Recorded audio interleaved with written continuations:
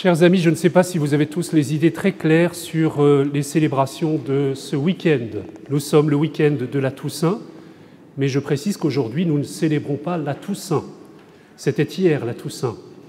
Peut-être que certains l'ont oublié parce qu'il y avait un peu moins de monde hier à cette grande fête de la Toussaint, inséparable de celle qui suit. Nous célébrons aujourd'hui, ou plutôt nous prions pour les fidèles défunts. C'est intéressant de voir l'ordre dans lequel l'Église met les choses. Je disais hier, imaginez-vous qu'une année, on bouleverse complètement l'ordre des fêtes de Pâques, c'est-à-dire qu'on mette la fête de la résurrection avant le vendredi saint. On célèbre la gloire de Dieu, la victoire du Christ sur la mort et son ascension au ciel, et le don de l'Esprit Saint et la transfiguration de la chair, avant de voir la mort à l'œuvre dans le corps de Jésus. Eh bien, en réalité, c'est ce que l'Église fait tous les ans au moment de la Toussaint. Voyez comment elle nous fait d'abord contempler la gloire du ciel. C'est ce que nous avons contemplé hier et nous l'avons rechanté au début. Les saints et les saintes de Dieu s'avancent vers la gloire de Dieu.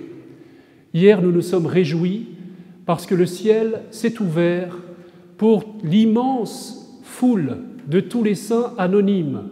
Je n'ai pas parlé simplement des saints qui figurent sur nos autels, sur nos statues, ceux que nous célébrons, ceux dont nous faisons mémoire à chaque fête, à chaque solennité, mais la foule innombrable de ceux dont on n'a jamais parlé et dont la sainteté et la gloire est connue de Dieu seul et éclate désormais au ciel.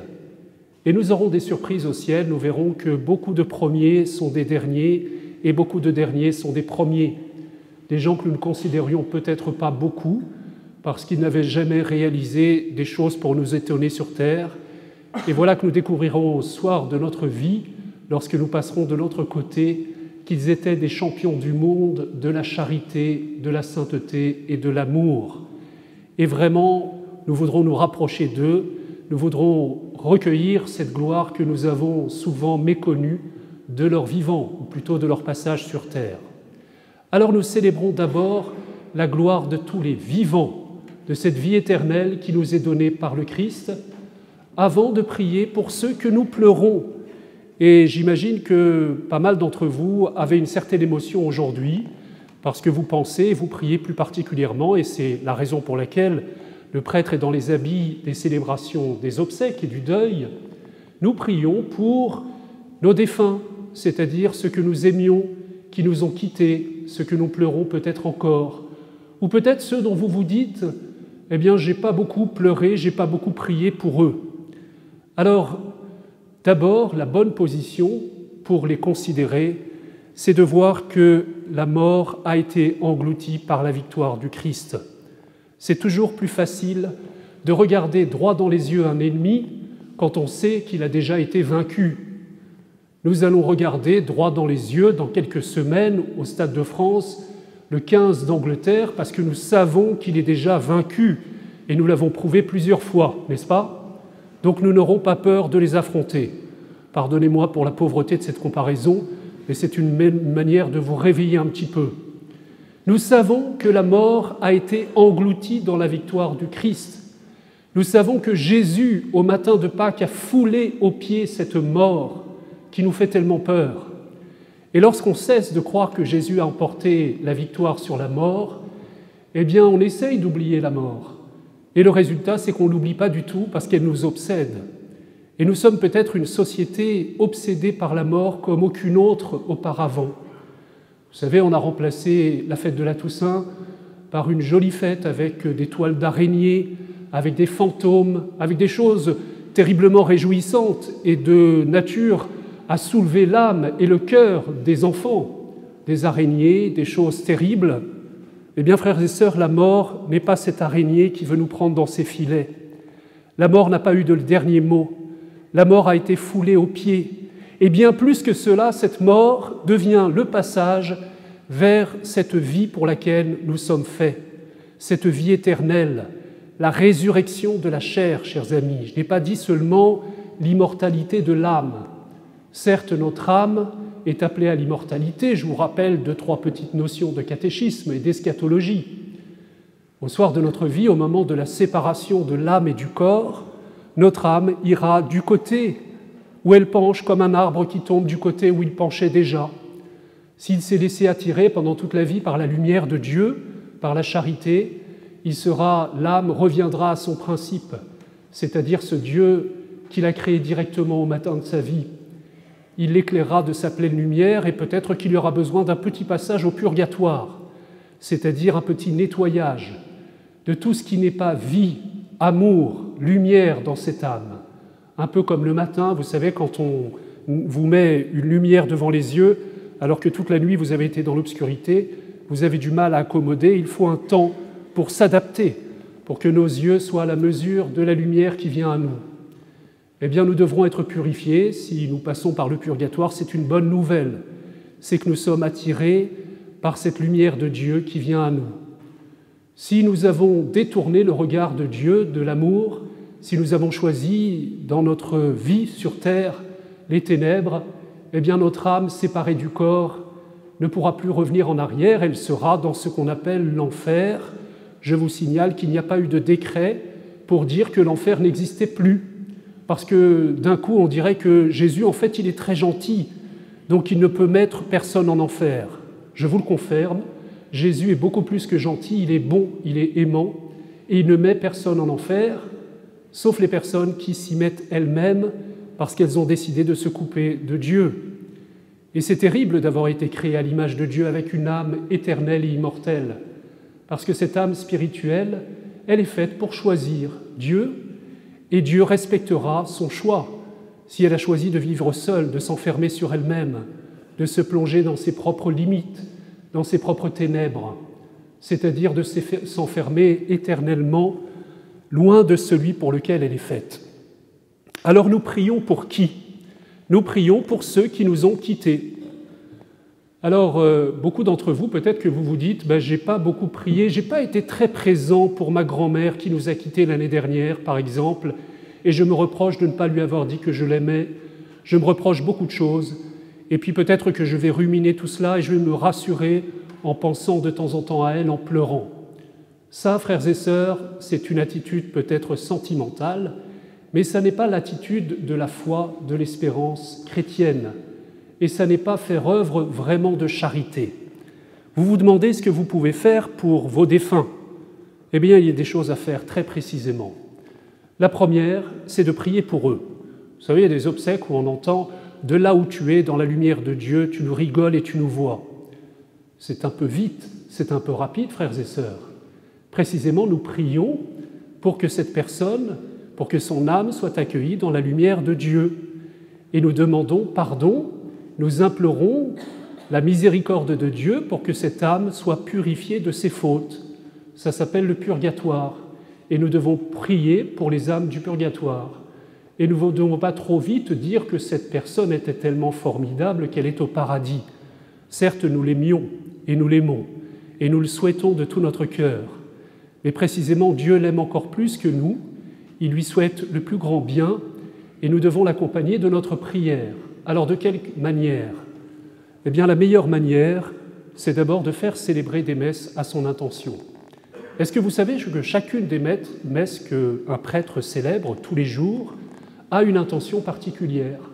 Et la plupart du temps, c'est pour un défunt. C'est-à-dire que tous les mérites de la mort et de la résurrection du Christ sont attribués, sont apposés à l'âme de ce défunt pour lequel on prie. C'est le plus grand service que vous puissiez rendre à quelqu'un que vous aimez. Pas simplement le pleurer, parce qu'il vient un temps où nous n'avons plus appris à pleurer. Et c'est parfois un bon signe que nous ne nous souvenions plus de la personne que nous aimions tant. Parfois on se le reproche, mais c'est peut-être le signe que maintenant elle continue son chemin vers la lumière et que nous avons nous-mêmes à continuer à vivre, à choisir la vie chaque jour pour un jour la retrouver dans la gloire de Dieu, lui qui nous réunira tous. Donc la première chose à faire, c'est demander de célébrer des messes. Très concrètement, on appelle le secrétariat ou on envoie un mail et puis on n'oublie pas d'envoyer également l'offrande qui va avec. Deuxième chose, et ça on y pense moins, et ça m'a beaucoup touché il y a quelques années quand j'organisais dans l'école où j'étais des pèlerinages à Rome par exemple avec des adolescents. Et j'avais expliqué qu'une des manières de rendre un grand service à leur grand-mère ou à leur frère ou sœur ou leur proche qui a quitté cette terre, eh bien c'est d'abord soi-même de choisir pleinement la vie. Et de quelle manière? D'abord de détruire l'aiguillon de la mort dans son cœur. Et vous l'avez entendu, l'aiguillon de la mort, c'est-à-dire son arme, ce qui fait que la mort continue à œuvrer dans nos vies, à les détruire de l'intérieur, c'est le péché. Se convertir, aller se confesser et puis demander la grâce de ce qu'on appelle l'indulgence plénière. Vous connaissez l'indulgence plénière? Non, c'est un trésor, l'indulgence plénière. Je ne parle pas du commerce des indulgences. Vous savez, une époque où on disait on va financer la construction de Saint-Pierre de Rome, donc on va dire aux gens, en échange du paradis, vous aurez une indulgence plénière et il faut faire un petit chèque. C'est un peu rapide, ça n'était pas tout à fait le cas, mais d'une certaine manière, ça nous aide à voir ce qui est en jeu.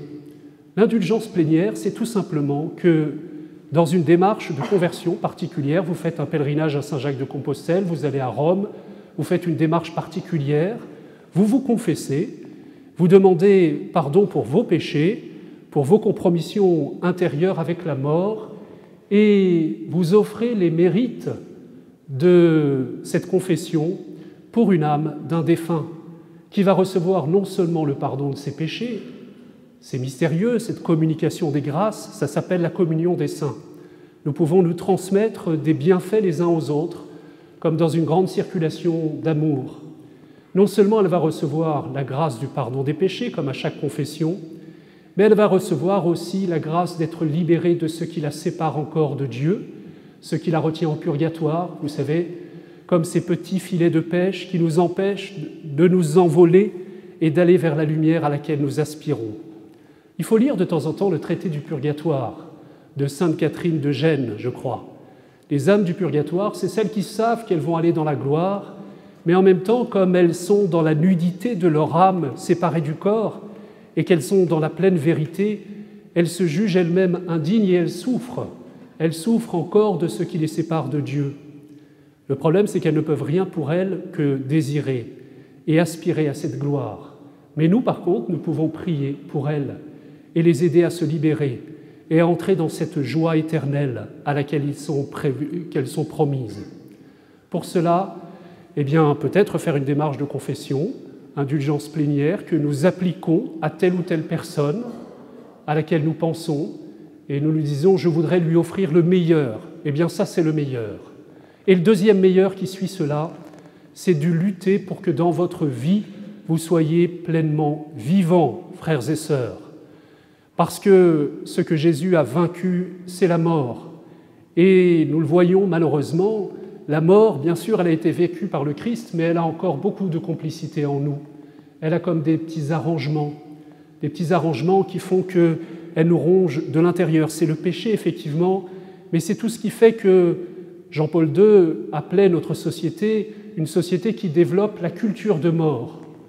Nous glorifions l'avortement, nous glorifions le suicide assisté, nous glorifions cette mort douce, nous glorifions des attitudes de désespérance qui sont très chics, nous glorifions le fait qu'on puisse s'autodétruire, ça s'appelle la drogue, ça s'appelle les addictions de toutes sortes, ça s'appelle l'autodestruction, quelle que soit sa forme. Mais cela, frères et sœurs, nous devons le dénoncer dans nos vies pour choisir pleinement la vie. Est-ce que vous aimez la vie ? Est-ce que vous l'aimez de tout votre être ? Est-ce que vous aimez la vie dans votre corps, dans votre chair, dans votre cœur, dans votre âme ? Est-ce que vous désirez la vie autour de vous ? Est-ce que vous désirez cette résurrection qui déjà est à l'œuvre dans nos vies, dans nos corps, dans nos cœurs, comme en germe ? Alors si c'est le cas, et je crois que c'est le cas, réveillez cet amour de la vie et luttez et décidez de tordre le cou à telle ou telle pratique qui vous ronge de l'intérieur. Demandez l'aide de vos frères, soutenez-vous dans la prière et peut-être priez pour ceux qui ne sont pas encore pleinement dans cette lumière, comme je vous le disais, les âmes du purgatoire, parce qu'en échange, elles vous aideront. Une âme qui s'élève entraîne les autres. Une âme qui se convertit sauve le monde. Je me souviens de cet ami au séminaire qui, à chaque fois qu'il allait se confesser, frappait à la porte de ma chambre et me disait « Tu sais quoi, je vais te sauver et je vais sauver le monde. Je disais « Merci beaucoup, est-ce que tu peux me laisser dormir, s'il te plaît ?» Mais il avait raison. Une âme qui s'élève élève le monde mystérieusement dans ce grand corps mystique, dans cette grande communion des saints par laquelle nous nous tenons tous. Alors nous le savons, une âme qui s'abaisse, abaisse les autres. Mais le beau mystère d'aujourd'hui que nous célébrons, c'est qu'une âme qui se tourne vers la vie, eh bien, elle rayonne cet amour de la vie autour d'elle et elle la communique. Elle lui donne ce que Nietzsche demandait aux chrétiens, qu'ils aient enfin des mines de ressusciter. Est-ce que vous aimez la vie, frères et sœurs? Est-ce que vous désirez la vie en plénitude pour vous-même, pour ceux que vous avez quittés? Est-ce que vous désirez sortir de la tristesse, des larmes et parfois d'une manière dont nous nous entraînons et nous nous entretenons mystérieusement, de manière un peu morbide, dans l'amitié avec ce monde des morts? Vous savez, il y a beaucoup de pratiques que je n'ai pas évoquées, qui ne sont pas chrétiennes, qui sont profondément païennes. Vouloir communiquer avec les morts, ça a toujours été interdit par la Bible, par la tradition chrétienne. Toutes les pratiques de spiritisme, d'ésotérisme, cette manière de faire tourner les tables en voulant faire revenir l'âme de telle ou telle personne que nous avons aimée, elle peut être inspirée par une vraie affection qui a été brutalement interrompue. Et combien de gens sont tombés dans ces pratiques et cette autodestruction, ce désespoir sourd. Non, nous ne parlons pas aux morts directement, nous parlons à Dieu de nos morts et nous demandons à Dieu de leur communiquer pleinement la vie. Alors nul doute que le jour où ils seront entrés dans la lumière, ils seront nous le manifester par un petit clin d'œil, par une petite lumière. Ils seront à leur tour intercéder pour nous, nous porter et nous maintenir dans l'espérance de ce grand jour où nous nous retrouverons tous dans la lumière de Dieu. Amen.